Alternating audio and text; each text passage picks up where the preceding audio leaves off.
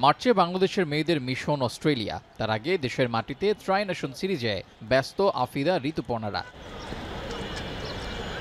শেষ ম্যাচে শক্তিশালী আজারবাইজানের মেয়েদের বিপক্ষে লড়বে বাংলাদেশ। যদিও প্রথম ম্যাচে মালয়েশিয়ার বিপক্ষে হেরে খানিকটা পিছিয়ে রয়েছে বাংলার মেয়েরা। প্রথম ম্যাচে মালয়েশিয়ার বিপক্ষে হাইল্যান্ড ডিফেন্সে খেলেছে বাংলাদেশ, তবে পিটার বাটলারের এই পদ্ধতি কাজে লাগেনি ম্যাচে, যা নিয়ে আলোচনাও কম হয়নি। ইউরোপের দলের বিপক্ষে খেলার আগে মিডিয়ার জন্য কোনো সেশন রাখেনি বাংলাদেশ, যা অবাক করেছে সবাইকে।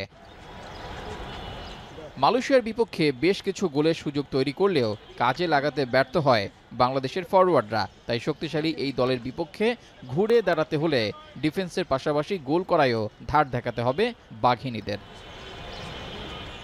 শক্তিমত্তা র্যাঙ্কিং সব দিক থেকেই বাংলাদেশ থেকে এগিয়ে আজারবাইজান, তার উপর নিজেদের প্রথম ম্যাচে মালয়েশিয়াকেও হারিয়েছে তারা। তাই বাংলাদেশের বিপক্ষে নামার আগে কিছুটা স্বস্তিতেই থাকবে ইউরোপের দলটি।